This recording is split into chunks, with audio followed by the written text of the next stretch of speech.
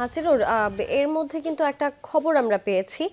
Brazil শিবিরে তো ইনজুরির একটা শঙ্কা ছিল, সেই বিষয়ে আসলে যদি জানতে চাই যে ইতিমধ্যে একটা বড় ধাক্কা খেয়েছে, চোটের কারণে অনিশ্চিত হয়ে পড়েছেন তারকা মিডফিল্ডার লুকাস পাকেতা। তার ইনজুরি কতটা গুরুতর কিছু জানতে পেরেছেন কিনা, আর রাফিনিয়ার ইনজুরির কোনো আপডেট আছে কি আপনার কাছে?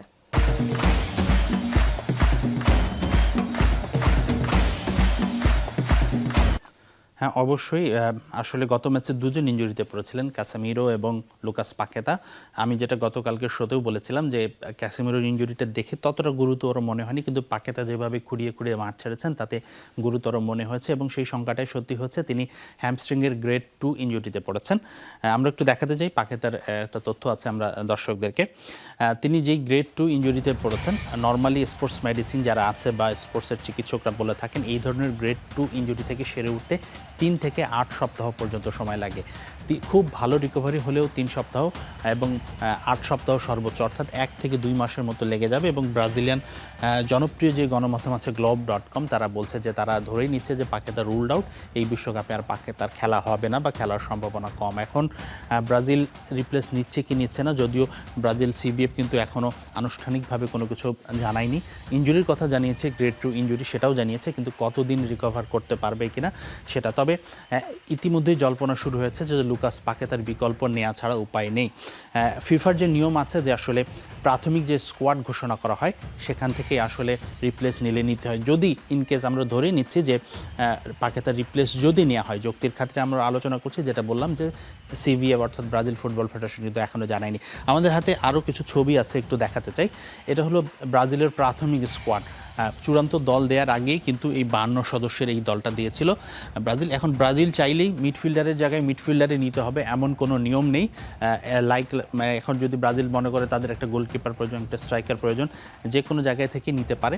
যেমনি এর আগে তো আমরা দেখেছি ওয়েসলির ইনজুরির কারণে তারা মিডফিল্ড সমৃদ্ধ করেছে। তবে আমার মনে হয় মিডফিল্ডে ল্যাকিং আছে, তাদের মিডফিল্ডেই আসলে রিপ্লেস করতে হবে। আমরা যদি এই তালিকাটা দেখি, আরেকটু শর্ট করেছি আমরা, যে মানে এই প্রাথমিক দলে কোন কোন মিডফিল্ডার ছিল, এই তালিকাটা এই জন্যই দেখাচ্ছে যে এদের মধ্যে কেউ পাকেতাকে যদি রিপ্লেস নেয় ব্রাজিল, তাদের কি হবে। আমরা তালিকাটাই দেখি, প্রাথমিক দলে ক্যাসেমিরো ছিলেন, তিনি মূল দলে আছেন। গিমারেশ, ফ্যাবিনিও, এই তিনজনই মূল দলে আছেন। বাকি থাকছেন আন্দ্রে সান্তোস, ইনি এগুলো আছে। আমি দেখাবো ওদের নামগুলো পরবর্তীতে। আমরা একটু পরের ছবিটাতে আছি যে আসলে সম্ভাব্য কারা আসলে এগিয়ে থাকতে পারে।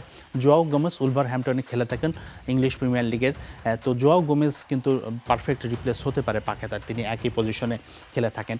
তবে আমার কাছে মনে হয় জেলিংটন যে ফুটবলার আছে, পরবর্তী ছবিটা আমরা দেখাই, তিনি হতে পারেন আইডিয়াল রিপ্লেসমেন্ট পাকেতার, যদি তাকে মনে করে থাকে। জেলিংটন কিন্তু নিউক্যাসল ইউনাইটেডে খেলে থাকেন, তিনি ব্রুনো গিমারেশের সতীর্থ, একসঙ্গে তারা ক্লাবে খেলে থাকেন এবং এই দুজনের বোঝাপড়াটাও দারুণ। আমার মনে হয় মাঝমাঠে যদি জেলিংটন রিপ্লেস হয় পাকেতার, গিমারেশের সাথে তার আন্ডারস্ট্যান্ডিংটা বাড়লে আরও ভালো পারফরমেন্স হতে পারে। আরেকজন কন্টেন্ডার হচ্ছেন গ্যাব্রিয়েল সারা। গ্যাব্রিয়েল সারা ইয়াং প্রমিজিং প্লেয়ার, তিনি এই মুহূর্তে টার্কিশ প্রিমিয়ার লিগের দল গালাতাসারেই খেলে থাকেন।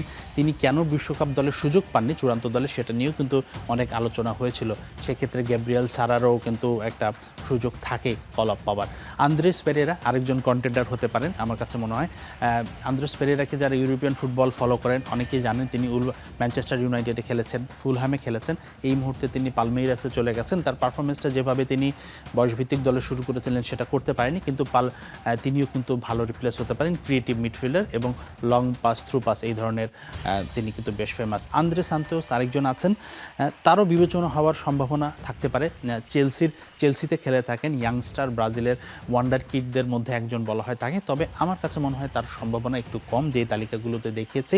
আমার যতটুকু এক্সপিরিয়েন্স আছে, আমি যতদূর আগে খেলাগুলো দেখেছি, আমার কাছে মনে হয়েছে আসলে জেলিংটন খুব ভালো রিপ্লেসমেন্ট হতে পারে।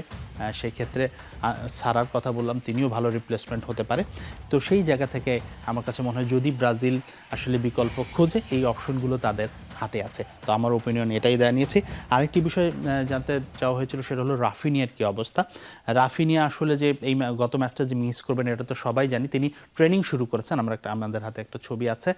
তিনি গতকালকে ট্রেনিং শুরু করেছেন ইন এ সেন্স এই না যে তিনি দলের সাথে অনুশীলন করেছেন, তিনি ব্যক্তিগত কিছু অনুশীলন করেছেন, ওয়ার্ম আপ করেছেন, ড্রিল করেছেন। ইনজুরিতে পড়ার পর তিনি প্রথম মাঠে নেমেছিলেন। তার অন্তত 2 সপ্তাহ লাগার কথা আমরা তেমনটা শুনেছিলাম, তবে তার ইনজুরির গভীরতা গ্রেড 1 আর 2 সেটা সেটা কিন্তু জানানো হয়নি।